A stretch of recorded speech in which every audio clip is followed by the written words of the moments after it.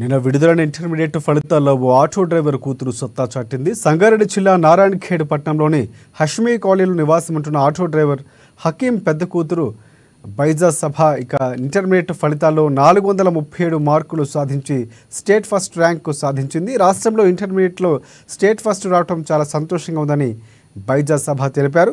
అమ్మా నాన్నలు, జూనియర్ కళాశాల ప్రిన్సిపాల్ కళింగ కృష్ణకుమార్ సార్ ప్రోత్సాహంతోనే స్టేట్ మొదటి ర్యాంకు సాధించినట్లు ఆమె తెలిపారు. ప్రభుత్వ కళాశాలలో చదివి స్టేట్ మొదటి ర్యాంకు సాధించడం మా కుటుంబం సభ్యులకు చాలా సంతోషంగా, గర్వంగా ఉందని సభా తండ్రి హకీం సంతోషం వ్యక్తం చేశారు.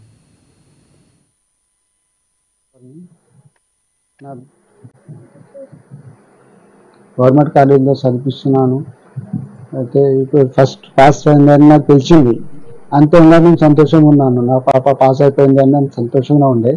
కానీ నా ప్రిన్సిపల్ సార్ గారు నాకు ఫోన్ చేసి హకీం అంటే మీ పేరేనా అంటే అవును సార్ అంటే మీ పాప స్టేట్ ఫస్ట్ ర్యాంక్ వచ్చిందంటే నాకు చాలా సంతోషంగా అయింది. నేను ఇంత పేదను కానీ ఇంత మా పాప పేరు చేస్తారని నాకు తెలియదు. నేను ఒక కొడుకులాగా నాకు నా పాప ఒక ధైర్యం ఇచ్చింది, ఒక సపోర్ట్ చేసింది మా పాప. దాని గురించి నేను చాలా సంతోషంగా ఉన్నా.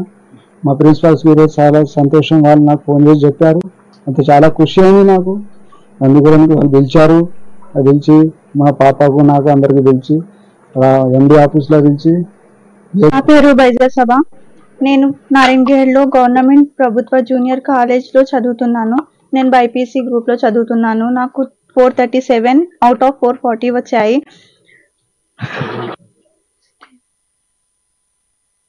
జూనియర్ కళాశాల ప్రిన్సిపల్ గారు మా నాయనను కాల్ చేసి చెప్పారు మీ కూతురు స్టేట్ ఫస్ట్ ర్యాంక్ వచ్చిందని. నేను చాలా సంతోషంగా ఉన్నాను ఆ మాట తెలుసుకొని.